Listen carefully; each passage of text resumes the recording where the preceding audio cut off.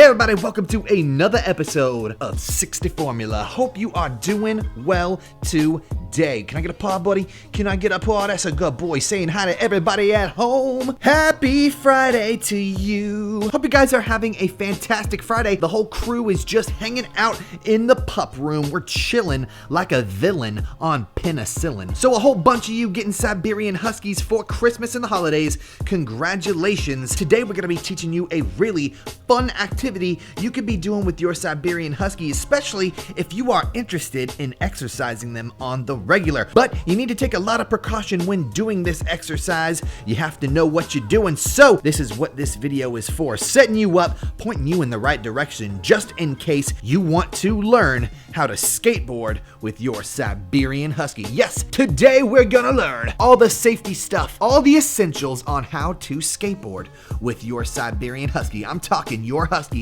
pulling you while you are on your deck. You and your doggo flying down the sidewalk at a bajillion miles per hour. So if you've ever been interested in how to do that, then I guess this right here, my friends, is the video for you. The new year is rolling around and we want to remind you again, we have a very special video coming out. So we want to thank everybody for always tuning in and watching us. You guys are the coolest in the entire universe. Look at Rue, he's like, yo, you know what I think? I don't think I was featured enough on this channel this year, and I think we should change that next year. I think Rue should get a little bit more playtime. I think we should do a little bit of how to take care of your kitty cat in 2019. So all right, enough of the jibber jabber. Come with me, will you, on another episode of 60 Formula, where we find out how to properly skateboard with your Siberian Husky. Are you ready? I'm ready. You ready? Let's go, my pepperoni pizza. Let me boot that little nose. All right, now when it comes down to skateboarding with your Siberian Husky, there's a whole bunch of different things that you're gonna have to get before you get on the streets or on the sidewalk. And one of those things is obviously a skateboard. Right here in front of you, you're looking at 3 different types of skateboards. This right here is a little fishtail skateboard. This right here is a longboard. And this right here is basically just your traditional skateboard. Now I know that they only look like the difference is the piece of wood on top, but there's a lot of differences when it comes to these 3 skateboards. And it's really important to know those differences because it's going to affect how your Siberian Husky pulls you on your board. Let's talk about the traditional skateboard, the very first one. This one right here, one that you're probably most familiar with. This is the one I most commonly use whenever I go skateboarding with my Siberian Huskies. I do also use the longboard at times, but I'll get into that in just a moment. When you use the traditional skateboard, you're going to have to make sure that you are a good skateboarder, someone who really knows how to take a fall. And the reason behind this has nothing to do in the shape of the skateboard, but rather the wheels. Let's go ahead and flip this bad boy over and take a look at the wheels. Now look at the wheels on this skateboard in comparison to the wheels on this longboard. They're actually very small and they're like stone. They're super hard and they're super small. They're like little rocks. Now this is good because they're lightweight and this lets you do a lot of tricks. And lightweight is kind of the big deal here because in case you hit a pebble or a big crack in the sidewalk, you're gonna wanna be able to make sure that you're light on your feet and your board is light as well. Because if you aren't, your board will likely get caught by that pebble or that crack in the sidewalk. And if you're going super fast, you're going flying through the air and you're having a real bad day. The reason I like to use this skateboard is because it does not go as fast as the longboard. If we go ahead and flip the longboard over and we take a look at it, not only will you see that the wheels are way, way larger than the other skateboard's wheels, but these wheels will also roll for a very, very long time in comparison to those wheels. So when the Huskies pull me on the standard skateboard, it is much harder for that skateboard to roll in comparison to the longboard, which will literally fly like you're skating on butter. So just to get the Huskies to work a little bit harder, and just so we aren't going a zillion miles per hour down the road, I traditionally use the standard skateboard. It's my favorite, but it is not for everyone. I would not recommend you start on a standard skateboard. Now let's talk about the longboard, which is what everyone really likes to use when it comes to having your Huskies pull you on a skateboard. Now longboards are, well, just like their name implies, they're long. So you have a lot of foot room here. Admittedly, this longboard right here is actually pretty short for a longboard. Longboards are usually really long, pretty equivalent to a surfboard. So you have a lot of wiggle room when it comes to standing. Also, the wheels on a longboard were made for going through rough terrain. They're able to pass over bumps in the sidewalk and pebbles fairly easy, so your longboard likely will never just stall in the middle of a run, and you probably won't go flying. I do recommend the longboard as the first skateboard that you use when you start skateboarding with your Siberian Huskies. It's basically the easiest skateboard to get on and make sure that you aren't flying or hurting yourself or your Huskies. Now, the problem with longboards is that they are a lot more money than traditional skateboards. Typically, you're gonna be paying over $100, $150 for a longboard, which you could be paying less than $100 for a standard skateboard, especially if you don't go all out on all the name brand stuff. Longboards are also typically much more prettier aesthetically than typical standard skateboards.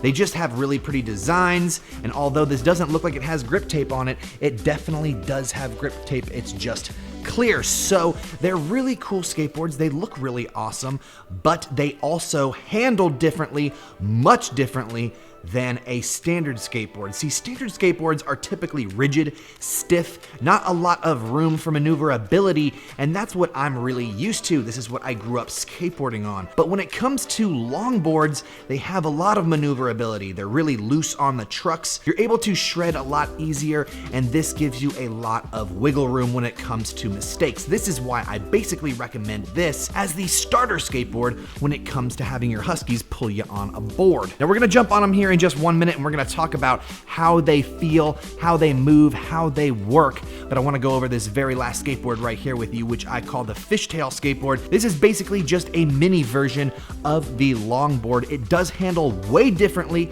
than the other two skateboards as well, but the wheels and the trucks work similarly to the longboard. As you can see, they are just as big, just a little bit smaller than the longboard wheels, so they're able to ride over those big cracks in the sidewalk. They're able to take on those big pebbles or rocks that you may encounter. Really, the last thing you want is your Siberian Husky running really, really fast, hauling some booty, and then all of a sudden, your skateboard stops and you have to catch yourself, and you might fall and break your butt. So make sure you choose wisely when it comes to picking which skateboard you want to use. If you're not sure, if you have no idea, go ahead, go to the store and stand on a skateboard. You're allowed to go to the skateboard store and try them out. See which one feels natural to you. If you think the longboard is more your style, it's easier to control, I would go ahead and start with that. If you grew up doing the standard skateboard and you think you're able to control this better, then go ahead. But I do warn you, this is a little harder to control than the longboard. If you've perfected the longboard and you don't want to go on to the standard, maybe move on to the smaller Fishtail board. This just minimizes your foot room, but it increases your maneuverability. Speak. Come on, boy. Good boy. That's good boy. All right, buddy, you ready to stand on him? Are you ready to stand on him? He's like, let's do it, bro. So standing on the standard skateboard, you know, it's like a little bit wiggly. You know what I mean?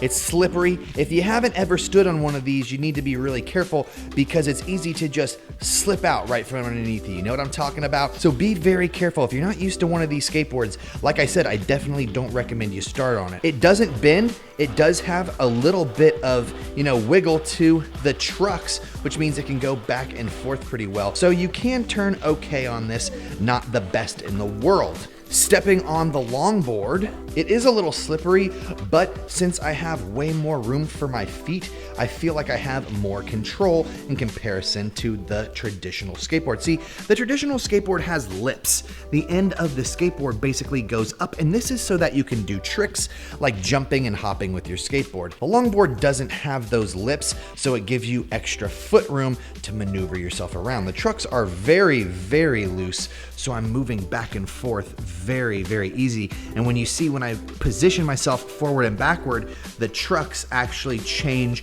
position. They kind of like steer just like a car. So this has great maneuverability. It's something that will be easy for you to steer yourself as you're going down the sidewalk.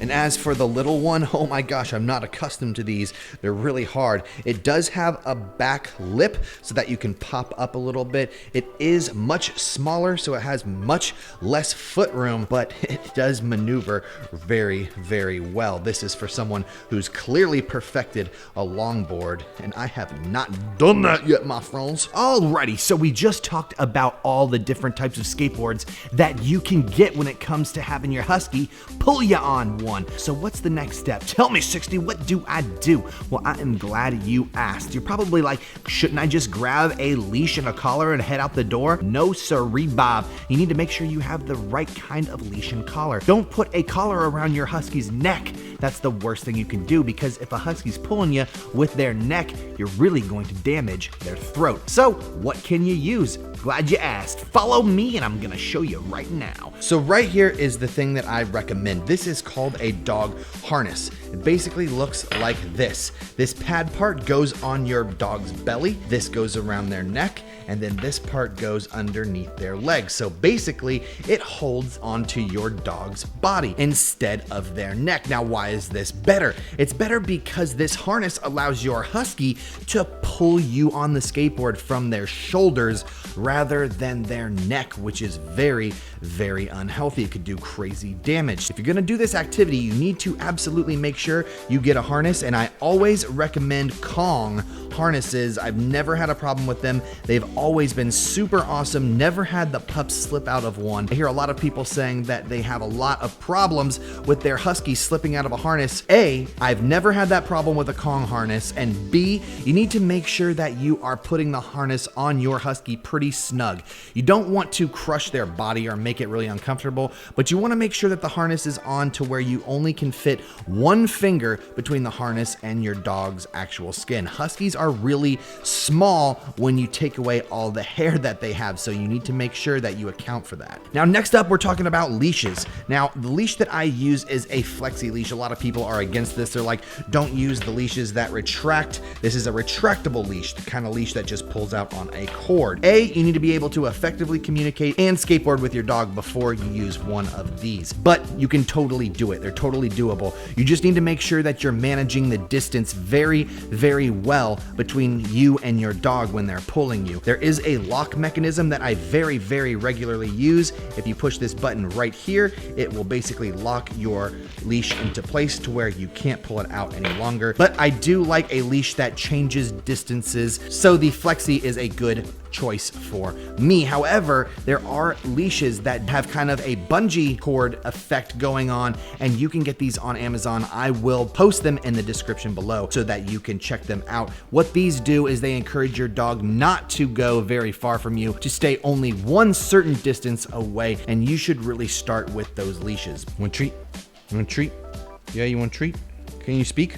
Good girl, that's my princess. All right, so you got your dog, you got your skateboard, you got your collar, and you got your leash. What is next? What else could you possibly need? Well, you need the skills to ride a skateboard. If you don't know how to ride a skateboard yet and you want to take your Husky out, you are out of your mind. You are a fool. If you don't know how to skateboard yet, do yourself the biggest favor. Do your Husky the biggest favor in the entire world. Take that skateboard out that door right now and practice yourself. Make sure that you can skate down the road a couple times. Make sure you can balance yourself on a skateboard properly before you attempt to take your best friend out for a ride with you. Because if you run into your best friend on that skateboard ride, it will be a real messed up day between you and your pal. So make sure you do yourself a favor.